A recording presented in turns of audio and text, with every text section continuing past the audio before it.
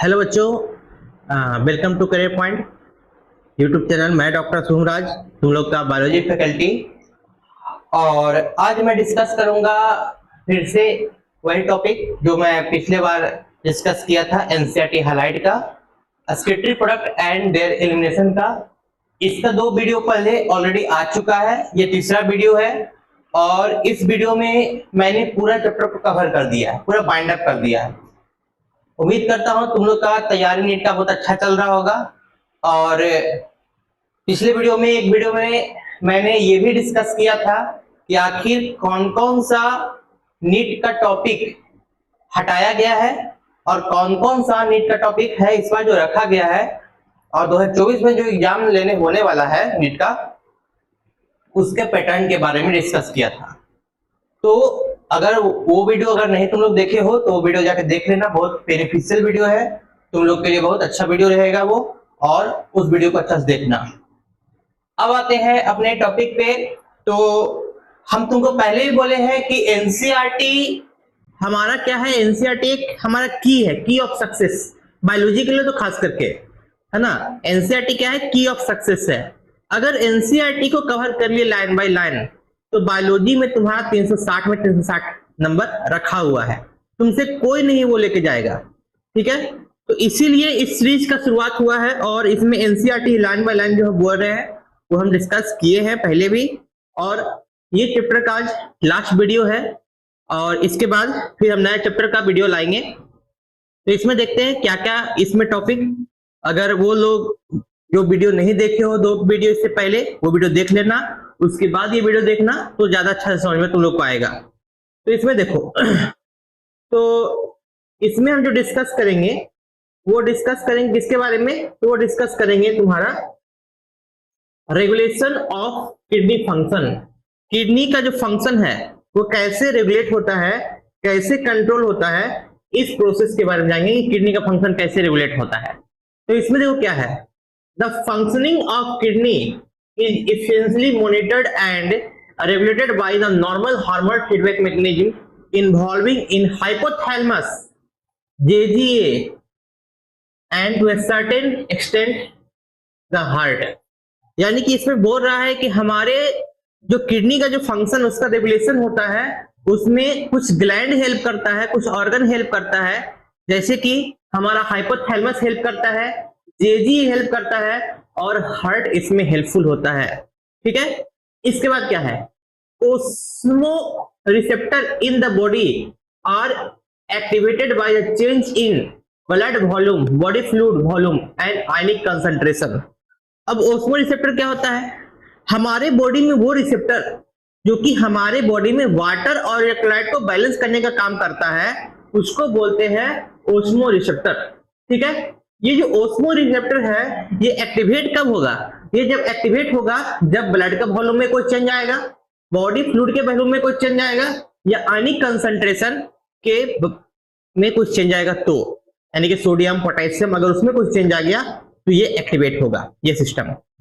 अब आते हैं आगे, ठीक है। अब लिखा हुआ है an excessive loss of fluid from the body can activate these receptor which stimulate the hypothalamus to release antidiuretic hormone or vasopressin from the neurohypophysis। इसे बोल रहा है कि अगर बॉडी से ज्यादा फ्लूइड का लॉस हो गया, ठीक है, तो इसके कारण क्या होता है कि हमारा हाइपोथैलेमस एक्टिवेट हो जाता है और एडीएच हार्मोन रिलीज करता है। कौन सा हार्मोन, एडीएच हार्मोन, ठीक है। एडीएच हार्मोन का रिलीज होता है, ठीक है, एडीएच हार्मोन का रिलीज करता है। एडीएच हार्मोन क्या होता है, उससे रिलीज होता है। इसके बाद बोल रहा है कि एडीएच हार्मोन रिलीज करेगा। एडीएच का दूसरा नाम क्या है, वैसोप्रेसिन, जो कहां से निकलता है, न्यूरोहाइपोफाइसिस। व्हाट इज न्यूरोहाइपोफाइसिस, इसको बोलते हैं पोस्टीरियर पिट्यूटरी ग्लैंड, ठीक है। पोस्टीरियर पिट्यूटरी से एडीएच का निकलता है, या तुम्हारा वैसोप्रेसिन इसी का दूसरा नाम है, वो निकलता है। जिससे क्या होता है, जिससे तुम्हारा हमारे बॉडी में जो ब्लड, जो बॉडी में जो फ्लूइड का लॉस हुआ है वो गेन करता है और ब्लड प्रेशर को मेंटेन करता है। ADH facilitate water reabsorption from the lighter part of the tubules. ठीक है, एडीएच से क्या होता है तुम्हारा रेनल ट्यूब्यूल्स यानी कि नेफ्रॉन, ठीक है, का जो पार्ट होता है उससे वाटर का रिएब्जॉर्प्शन में हेल्प करता है। Thereby preventing the diuresis. Diuresis क्या है? डायरेसिस एक कंडीशन है जिससे तुम्हारा ज्यादा अमाउंट में शरीर से पानी का लॉस होगा बाय द यूरिन। ठीक है, यूरिन ज्यादा होना, फ्रीक्वेंट यूरिनेशन होना, इस कंडीशन को बोलते हैं डायरेसिस। ठीक है, and increase in the body fluid volume can switch off the osmoreceptor and suppress the ADH release to complete the feedback. अब देखो क्या हुआ इसमें, अगर इसमें मैकेनिज्म क्या हुआ ये कि तुम्हारा बॉडी का फ्लूइड कम गया। बॉडी का फ्लूइड जैसे ही कमा, हाइपोथैलेमस एक्टिवेट हुआ, हाइपोथैलेमस पोस्टीरियर पिट्यूटरी पे एक्ट किया, वहां से एडीएच हार्मोन निकला, एडीएच हार्मोन जाके कहां एक्शन किया, तुम्हारा नेफ्रॉन पे एक्शन किया, वाटर का रिएब्जॉर्प्शन ज्यादा बढ़ा हुआ। जैसे ही वाटर का रिएब्जॉर्प्शन बढ़ा, ठीक है, बॉडी में फ्लूइड क्या हो गया, बैलेंस हो गया। जैसे ही फ्लूइड बैलेंस हो जाता है, उसके बाद ये जो मैकेनिज्म होता है वो ऑटोमेटिक स्विच ऑफ हो जाता है। क्लियर है? इसके बाद है ADH can also affect the kidney function by its contractory effect on the blood vessels. ठीक है, मतलब क्या है, एडीएच एक और काम करता है, ब्लड वेसल को कॉन्ट्रैक्ट कर देता है। ठीक है, ब्लड वेसल को क्या करता है, कॉन्ट्रैक्ट करता है, सिकुड़ा देता है। ठीक है, जैसे पाइप आता है ना, पाइप जो जिसे पानी पटाते हो, अगर वो पाइप को दबा दे तो प्रेशर बढ़ जाता है। ठीक है, तो किसी आदमी में अगर प्रेशर घटा हुआ है, ब्लड प्रेशर है ना, तो ब्लड वेसल्स को दबा दिया जाएगा, जिससे ब्लड प्रेशर क्या हो जाएगा, ऑटोमेटिक बढ़ जाएगा। सिंपल सी बात है, वही इसमें बोला गया है। This cause an increase in blood pressure, इससे कारण ब्लड प्रेशर बढ़ गया। ठीक है, and increase in blood pressure can increase the GFR and thereby GFR. ठीक है, देखो जैसे ब्लड प्रेशर बढ़ेगा, ठीक है, जो ग्लोमेरुलस से जो फिल्ट्रेशन हो रहा था उसका भी रेट क्या हो जाएगा, इंक्रीज हो जाएगा, बढ़ जाएगा। यही तुम्हारा बोला गया है। तो इसमें रेगुलेशन ऑफ किडनी फंक्शन में ही है। इसके बाद आगे JGA play and complex regulatory role. JGA क्या करता है, जेजीए तुम्हारा एक इंपॉर्टेंट रोल प्ले करता है इस प्रोसेस में। इसमें क्या है, a fall in glomerular blood flow या ग्लोमेरुलर ब्लड प्रेशर या GFR can activate the JG cell to release renin. देखो ये अलग प्रोसेस है, वो हाइपोथैलेमस वाला प्रोसेस था। ठीक है, हाइपोथैलेमस वाला प्रोसेस में भी बॉडी फ्लूइड कम गया था, ब्लड प्रेशर कम गया था। ये मैकेनिज्म में कब एक्टिवेट होगा, जब बॉडी फ्लूइड कमेगा, ब्लड प्रेशर कमेगा, जीएफआर कमेगा, तो ही ये मैकेनिज्म एक्टिवेट होगा। इस मैकेनिज्म में क्या होगा, जैसे ही बॉडी का फ्लूइड घटा, जीएफआर घटा, जेजी सेल एक्टिवेट हो जाएगा। ठीक है, और जेजी सेल कहां होता है, जेजीए के पास होता है। ठीक है, जेजीए क्या है, एक पार्ट है तुम्हारा नेफ्रॉन का, है ना, तुम्हारा नेफ्रॉन का एक पार्ट है जो कि तुम्हारा ग्लोमेरुलस के पास होता है। ठीक है, अब देखो क्या किया इसमें, activate JG cell to release renin. इसे कारण क्या रिलीज हुआ, रेनिन रिलीज हुआ। ठीक है, रेनिन इंपॉर्टेंट सब्सटेंस होता है जो कि हार्मोन है, which convert angiotensinogen in blood to angiotensin first and further angiotensin second. Simple सी बात है, जो कि जेजी जो रेनिन निकला, वो रेनिन क्या किया, एंजियोटेंसिनोजेन को तुम्हारा एंजियोटेंसिन फर्स्ट में कन्वर्ट किया, और वो जो एंजियोटेंसिन फर्स्ट होता है वो बाद में एंजियोटेंसिन सेकेंड में कन्वर्ट होता है। ठीक है, तो तुम लोग को हमको ये बताना है कि एंजियोटेंसिनोजेन, ठीक है, तुम्हारा कहां से निकला और तुम्हारा एंजियोटेंसिन फर्स्ट एंजियोटेंसिन सेकेंड में कैसे कन्वर्ट हुआ, कमेंट करके बताना। ये तुम्हारा angiotensin second being a powerful vasoconstrictor. Angiotensin second क्या होता है कि पावरफुल वासोकंस्ट्रिक्टर होता है। ये ब्लड वेसल क्या करता है, कॉन्ट्रैक्ट कर देता है, जिससे ब्लड प्रेशर ऑटोमेटिक बढ़ जाता है। ठीक है, increase the glomerular blood pressure and thereby GFR, इसके कारण जीएफआई बढ़ जाता है। Angiotensin second also activate the adrenal cortex to release aldosterone. ठीक है, एंजियोटेंसिन सेकेंड क्या करता है, एड्रेनल ग्लैंड के कॉर्टेक्स पे एक्शन करता है। ठीक है, एड्रेनल ग्लैंड होता है किडनी के ऊपर, जिसको सुप्रारेनल ग्लैंड बोलते हैं। एड्रेनल ग्लैंड को तुम्हारा एड्रेनल कॉर्टेक्स और एड्रेनल मेडुला दो पार्ट होता है। ठीक है, तो एंजियोटेंसिन सेकेंड एड्रेनल ग्लैंड पे कॉर्टेक्स वाले पार्ट पे एक्शन करता है, जिससे एक हार्मोन निकलता है। उस हार्मोन का क्या नाम है, एल्डोस्टेरोन हार्मोन। ठीक है, ये एल्डोस्टेरोन हार्मोन क्या करता है, aldosterone cause the reabsorption of sodium and water from the distal part of tubules. मतलब कि नेफ्रॉन के पार्ट से सोडियम और वाटर का क्या करवाता है, ये रीऑब्जॉर्प्शन करवाता है। This also lead to the increase in blood pressure and GFR. इसके कारण ब्लड प्रेशर और जीएफआर क्या होता है तुम्हारा, बढ़ जाता है। ठीक है, this complex mechanism is generally known as RAAS, renin angiotensin aldosterone system, short form इसको बोलते हैं रॉस। ठीक है, ये याद रखना। ठीक है, तो हम देखो एनसीईआरटी में भी ये बहुत दम मतलब कि इजी वे में दिया हुआ है। ठीक है, बाकी क्लास में तो पढ़ाए ही है, इसको पूरा मैकेनिज्म लिखा है तुमको। ठीक है, तो इतना चर्चा नहीं करें एनसीईआरटी के लाइन में क्या लिखा हुआ है। ठीक है, एनसीईआरटी के लाइन में क्या लिखा हुआ है उसके बारे में हम चर्चा कर रहे हैं। ठीक है, अब आते हैं आगे। As increase in blood flow to the arteria. अब देखो वहां पे तुम्हारा हो गया क्या, वो हो गया तुम्हारा हाइपोथैलेमस और रेनिन। अब आते हैं तीसरा, ये हार्ट के बारे में बताया गया है। N increase in blood flow in the arteria of the heart can cause the release of anti diuretic NF. ठीक है, आर्टेरियल नाइट्रोरेटिक फैक्टर। देखो वो दोनों मैकेनिज्म क्या एक्टिवेट हो रहा था जब ब्लड प्रेशर घट गया था तब, ये मैकेनिज्म क्या एक्टिवेट हो रहा है तीसरा मैकेनिज्म, जब ब्लड प्रेशर बढ़ गया है तो।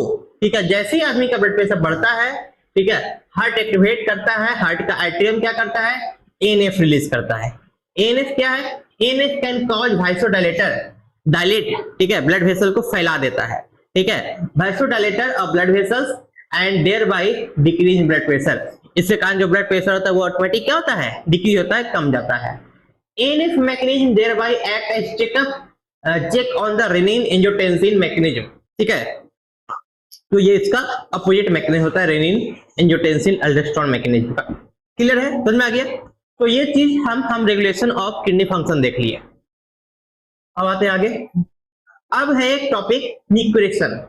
व्हाट इज मिक्यूरेशन, मिक्यूरेशन क्या होता है इसके बारे में देखो। ठीक है, व्हाट इज मिक्यूरेशन, मिक्यूरेशन क्या है इसके बारे में समझो। ठीक है, देखो urine formed by the nephron in ultimately carried to the urinary bladder. Urine जो नेफ्रॉन से बना, ठीक है, वो कहां गया, यूरिनरी ब्लैडर में गया। There it stored, urinary bladder में स्टोर हुआ till the voluntary signal is given by the central nervous system। कब तक स्टोर होगा, जब तक हमारा ब्रेन बोलेगा स्टोर रहने के लिए तब तक स्टोर रहेगा। ठीक है, this signal is initiated by the stretching of the urinary bladder as it gets filled with urine। जैसे ही यूरिनरी ब्लैडर पूरा भर जाएगा, यूरिनरी ब्लैडर फैलेगा, जैसे ही फैलेगा ब्रेन तक सिग्नल जाएगा कि हाँ हम भर गए, ठीक है, हमको खाली करो भाई। ठीक है, अब क्या हुआ, in response the stretch receptor on the wall of the bladder and send signal to CNS. ठीक है, ब्रेन में सिग्नल भेज दिया। ठीक है, the CNS passes the motor message to initiate a contraction of a smooth muscle of the bladder and stimulation relaxation of the urinary sphincter cause release of urine. अब देखो क्या बताएं, यूरिनरी ब्लैडर भरा, signal कहां गया, brain में गया। अब ब्रेन से सिग्नल फिर कहां आएगा, यूरिनरी ब्लैडर में जाएगा। ठीक है, उसके स्मूथ मसल में, और क्या करेगा उसको कि तुम कॉन्ट्रैक्ट करो, तुम सिकुड़ो, जिससे यूरिन क्या होगा, शरीर से बाहर निकल जाएगा। The process of release of urine is called micturition. Micturition क्या है, मिक्यूरेशन एक प्रोसेस है जिसमें यूरिन शरीर से बाहर निकलता है, फ्लो होता है। ठीक है, and the neural mechanism causing it is called micturition reflex. इसमें जो नर्वस सिस्टम जो इन्वॉल्व होता है उसको मिक्यूरेशन रिफ्लेक्स के नाम से जानते हैं। An adult human can excrete approximate 1 से 1.5 लीटर यूरिन पर डे। ठीक है, 1 से 1.5 लीटर यूरिन एक एडल्ट ह्यूमन तुम्हारा क्या करता है, स्कीट करता है। अब आते हैं आगे, next. The urine formed in the is a light yellowish colour. ठीक है, यूरिन का कलर क्या होता है, लाइट येलोइश कलर का होता है। ठीक है, watery fluid which is slightly acidic. याद रखना यूरिन स्लाइटली एसिडिक होता है, 6 pH होता है इसका एनसीईआरटी के according. Has a characteristic order. ठीक है, जिसमें क्या होता है, एक ऑर्डर होता है, एक स्मेल होता है। ठीक है, ऑन एन एवरेज 25 से 30 gram of urea is excreted out per day. ये तुम्हारा इंपॉर्टेंट है, हमारे बॉडी से तुम्हारा 25 से 30 ग्राम यूरिया पर डे निकलता है, ये याद रखना। हमारे बॉडी से 25 से 30 ग्राम यूरिया पर डे निकलता है। ठीक है, various condition can affect the characteristics of urine. बहुत सा कंडीशन है जो कि यूरिन के कैरेक्टर को अफेक्ट कर सकता है, ठीक है। Analysis of urine help in clinical diagnosis of many metabolic disorder, ठीक है, as well as malfunction of kidney. Urine के एनालिसिस करके, ठीक है, शरीर में बहुत सारी दिक्कत जो हुआ है उसको हम पता कर सकते हैं। इसके साथ साथ किडनी में क्या दिक्कत है, ठीक है, किडनी में कुछ प्रॉब्लम है या नहीं है, उसको भी पता हम कर सकते हैं, ठीक है। For example, presence of glucose called glycosuria, याद रखना, अगर यूरिन के साथ ग्लूकोज आने लगे उस कंडीशन को बोलते हैं ग्लाइकोसूरिया। अगर यूरिन के साथ कीटोन बॉडी आने लगे उसको बोलते हैं कीटोनूरिया, ठीक है। इंपॉर्टेंट टर्म है, याद रखना। अगर यूरिन के साथ क्या आया, ग्लूकोज आए तो ग्लाइकोसूरिया, अगर यूरिन के साथ कीटोन आए बॉडी तो कीटोनूरिया। कीटोन बॉडी कैसे आता है, फैट के टूटने से, ठीक है, फैट जब टूटता है, ठीक है, तो कीटोन बॉडी आता है। क्लियर है, समझ में आ गया। आते हैं आगे, in urine are initiated diabetes mellitus, ठीक है, और ये क्या करता है, इंडिकेशन करता है। अगर तुम्हारा यूरिन के साथ कीटोन बॉडी आ रहा है तो इंडिकेट करता है कि आपको डायबिटीज मेलिटस हो गया है, जिसको सिंपल फॉर्म बोलते हैं कि आपको शुगर हो गया है। क्लियर हो गया। आते हैं आगे नेक्स्ट स्लाइड में। अब role of other excretory organ, other organ in excretion. देखो, किडनी के अलावा भी बहुत सा एक्सक्रीशन में हेल्प करता है, ठीक है, जैसे कि लंग्स, लीवर और स्किन, ये सब एक्सक्रीशन में मदद करता है। कैसे करता है, हमारा लंग्स क्या करता है, ठीक है, CO2 निकालता है। कितना, लगभग तुम्हारा 200 ml पर मिनट, ठीक है। हमारा लंग्स क्या करता है, CO2 निकालता है। CO2 एक प्रकार से बेस्ट प्रोडक्ट है शरीर के लिए, ठीक है, शरीर में नहीं रहना चाहिए, अगर रहेगा तो दिक्कत करेगा, बॉडी को नुकसान करेगा, है ना। तो CO2 शरीर से निकालना है तो 200 ml पर मिनट के हिसाब से निकलता है। And also significant quantity of water every day, और वाटर भी कुछ कुछ निकलता है। Liver, the largest gland in our body, secrete bile containing substance like bilirubin. Bile juice में क्या होता है, बिलिरुबिन होता है, बिलिबर्डिन होता है, कोलेस्ट्रॉल होता है, डिग्रेडेड स्टेरॉइड हार्मोन होता है, विटामिन होता है, ड्रग्स होता है, ठीक है, और मोस्ट ऑफ सब्सटेंस होता है। वो डाइजेस्टिव वेस्ट जब हमारे शरीर से निकलता है उसके साथ वो बाहर निकल जाता है। क्लियर है। अब आते हैं आगे। इसके बाद है the sweat and sebaceous gland, ये दो ग्लैंड होता है हमारे बॉडी में, ठीक है। In the skin can eliminate certain substance through their secretion. Sweat gland और सेबेसियस ग्लैंड भी कुछ कुछ शरीर से बाहर निकालने का काम करता है। क्या निकालता है, आप देखो, sweat produce by the sweat gland. Sweat gland से क्या प्रोड्यूस होता है, स्वेट, पसीना, ठीक है, पसीना प्रोड्यूस होता है तुम्हारा स्वेट ग्लैंड से। वाटरी फ्लूइड कंटेनिंग, अब देखो पसीना में क्या होता है, स्वेट में क्या होता है, NaCl, small amount of urea, lactic acid, ये सब स्वेट में होता है, पसीना में होता है। क्लियर है। इसके बाद है तो the primary function of the sweat is to facilitate cooling effect on the body surface. It also help in removal of some waste substance mention above. देखो, पसीना का या स्वेटिंग का प्राइमरी फंक्शन क्या कहता है, तो स्वेटिंग का प्राइमरी फंक्शन है कि शरीर को कूलिंग करना, ठीक है, शरीर को ठंडा करना, ये तुम्हारा पसीना का प्राइमरी फंक्शन है। लेकिन इसके साथ साथ कुछ कुछ वेस्ट प्रोडक्ट भी निकलता है, जैसे कि यूरिया। क्लियर है। अब देखो, एक और ग्लैंड होता है सेबेसियस ग्लैंड। सेबेसियस ग्लैंड क्या होता है, eliminate the certain substance like sterols, hydrocarbons and wax through sebum. Sebum क्या है, सेबेसियस ग्लैंड से निकलने वाले सब्सटेंस को सेबम बोलते हैं। ये स्किन पे होता है, और स्किन जो होता है ना, वायली स्किन, ठीक है, वायली स्किन होता है, दैट इज सेबम, ठीक है। सेबम के कारण वायली स्किन हो जाता है हमारा। सेबेसियस ग्लैंड का सेक्रेशन है वो, ठीक है। This secretion provide protective oily covering to the skin. अब देखो, सेबम जो होता है वो हमारे शरीर को प्रोटेक्ट करता है, जिससे हमारे शरीर में कोई पैथोजन वगैरह एंट्री नहीं कर सके। क्लियर है।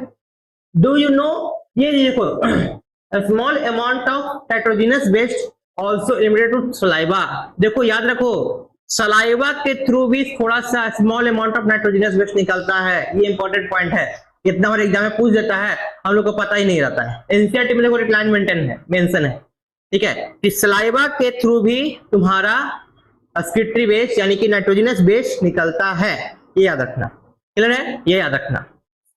अब देखते हो आगे। अब disorder of excretory system. Excretory system यानी कि हमारा जो किडनी का है, कुछ डिसऑर्डर के बारे में पढ़ेंगे।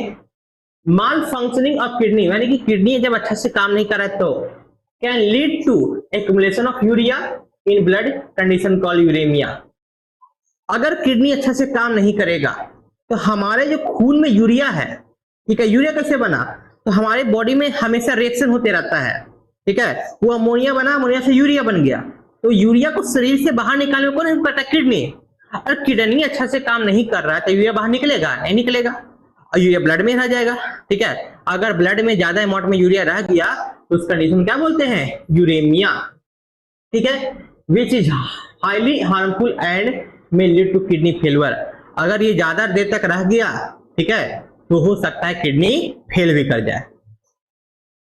इन such patient urea can be remove by the process called haemodialysis, ठीक है। अब देखो किडनी तो काम कर नहीं रहा है, ठीक है ना, तो यूरिया को शरीर से बाहर निकालना है, तो कैसे निकलेगा, तो एक प्रोसेस होता है हेमोडायलिसिस, वो करना पड़ता है, तो उससे यूरिया शरीर से बाहर निकलता है। क्या होता है इसमें हेमोडायलिसिस में, during the process of hemodialysis the blood drain from the conveyance artery and pump into dialysis unit called artificial kidney. यानी कि एक तरफ से खून निकाल देते हैं उसको, है ना, और खून निकाल के आर्टिफिशियल किडनी में यानी कि मशीन में डाल देते हैं, ठीक है। Blood drain from the conveyance artery is pump into the dialysis unit after adding the anticoagulant heparin. याद रखना कि जब खून निकालते हैं तो ऐसी मशीन में डालते हैं खून में कुछ ऐड करते हैं, हेपरिन। हेपरिन क्या है, हेपरिन एक केमिकल सब्सटेंस है जो खून को जमने नहीं देता, एंटीकोएगुलेटिव, खून को जमने नहीं देता है, ठीक है। मशीन में डाल दिए। देखो ये तुम्हारा एक फिगर दिखाया गया है डायलिसिस वाला, पहले इसको पढ़ लेते हैं उसके बाद इसको देखेंगे फिगर को।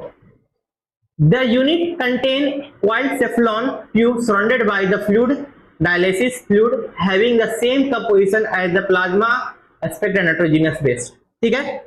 The porous Teflon membrane of the tube allow the passage of molecules based on concentration gradient। लेकिन जो किडनी, जो आर्टिफिशियल किडनी, वो किडनी की तरह काम करता है, हमारे बॉडी में जैसे किडनी है ना उसी तरह से काम करता है, और जो भी ब्लड वहां गया आर्टिफिशियल किडनी में उस मशीन में, ठीक है, सारा उससे एक्सक्रीटरी वेस्ट बाहर निकाल लेगा, ठीक है।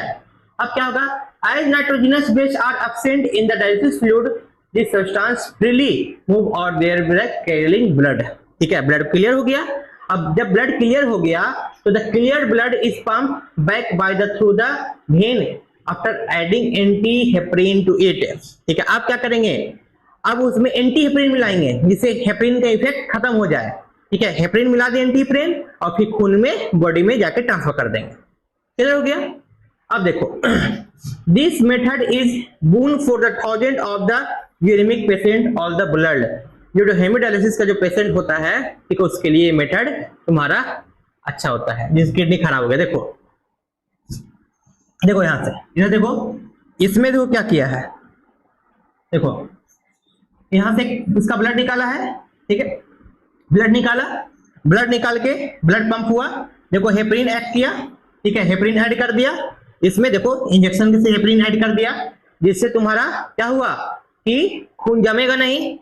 अब इसको ही मशीन में डाल दिया, ठीक है, ये मशीन में डाल दिया और जब मशीन में डाला तो उसके बाद क्या हुआ, तुम्हारा जो भी इसका जो बेस्ट प्रोडक्ट है ब्लड का निकल गया, ठीक है। और जब ब्लड का बेस्ट निकल गया फिर से इसमें क्या किए, एंटी हेपरिन मिलाए और एंटी हेपरिन मिला के फिर से शरीर में डाल दिया, ठीक है। तो ये तुम्हारा पूरा प्रोसेस होता है डायलिसिस का, ठीक है। और इस प्रोसेस के थ्रू तुम्हारा हमारा जो भी किडनी का जिसको पेशेंट है, ठीक है, जिसका किडनी अच्छे से काम नहीं कर रहा है, उसके लिए वरदान ये प्रोसेस साबित होता है, और समय समय पे उसको डायलिसिस करके उसको ब्लड को प्योर किया जाता है। समझ में आ गया।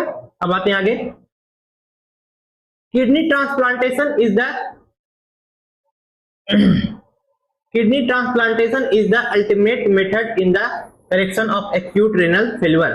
किडनी ट्रांसप्लांटेशन भी होता है, यानी कि किसी और का किडनी किसी और में लगाते हैं ब्लड ग्रुप वगैरह जांच करके, ये भी एक मेथड है। A functioning kidney is used in a transplantation from donor to perform a operative minimising the chance of rejection by the immune response the host. मतलब कि किडनी ट्रांसप्लांट करते हैं ना तो हम ये खोजते हैं कि कोई उसका रिलेटिव हो और क्लोज रिलेटिव हो, है ना, तो ही किडनी ट्रांसप्लांट करते हैं जिससे हमारा बॉडी का जो इम्यून सिस्टम है ना उस किडनी को रिजेक्ट ना करे। क्लियर है? Modern clinical procedure have increased the success rate of such complicated technique. हमारा जो आजकल का जो मॉडर्न टेक्नोलॉजी है, ये जो भी ये टेक्निक है, ठीक है, उसको सक्सेस हुआ है। अब है एक बीमारी रेनल कैलकुली। रेनल कैलकुली को रेनल स्टोन के नाम से भी जानते हैं, रेनल स्टोन, ठीक है, किडनी स्टोन। ये क्या होता है? रेनल स्टोन या रेनल कैलकुली का मतलब होता है कि यूरिनरी ब्लड, ये तुम्हारा यूरिनरी सिस्टम के किसी भी पार्ट में अगर स्टोन बन गया, that is called renal calculi या रेनल स्टोन। चाहे किडनी में, चाहे यूरेटर में, चाहे यूरिनरी ब्लडर में, ठीक है, यूरिनरी सिस्टम के किसी भी पार्ट में अगर स्टोन बन गया तो उसको रेनल कैलकुली या रेनल स्टोन बोलते हैं। याद रखना, किडनी स्टोन का ये मतलब नहीं है कि सिर्फ किडनी में स्टोन बनेगा, नहीं, किडनी में, यूरेटर में, यूरिनरी ब्लडर में कहीं भी स्टोन बन गया, that is called renal calculi या रेनल स्टोन। ठीक है, स्टोन और इनसोल्यूबल मास क्रिस्टलाइज्ड साल्ट इससे बना होता है oxalate etc form by with in kidney के होता है, फॉर्मेशन होता है। अब होता है ग्लोमेरुलोनेफ्राइटिस। ये क्या होता है? Inflammation of glomerulus of kidney. अगर ग्लोमेरुलस में इन्फ्लामेशन हो गया तो उस कंडीशन को बोलते हैं ग्लोमेरुलोनेफ्राइटिस। तो ये सब हम पूरा चैप्टर पढ़ लिए लगभग, ठीक है, एनसीईआरटी से हिसाब से पूरा चैप्टर पढ़ लिए। तो तुम लोग 3 वीडियो इस चैप्टर का बना है, पहला वीडियो, दूसरा वीडियो, 2 वीडियो अपलोड पहले भी हो चुका है, ये तीसरा वीडियो है। इसको अच्छा से देख पढ़ लेना, लाइन बाय लाइन एनसीईआरटी हो गया तुम्हारा। अब फिर मिलेंगे नेक्स्ट चैप्टर के साथ, ठीक है। जब तक इस वीडियो को पूरा कंप्लीट कर लो, जो इसमें क्वेश्चन पूछे क्वेश्चन का आंसर दे देना, ठीक है। तो मिलते हैं तुम लोग का नेक्स्ट वीडियो में, तब तक अपना तैयारी में लगे रहो और तुम लोग अच्छा तुम्हारा क्या करो, स्कोर करो, ठीक है। थैंक यू, धन्यवाद।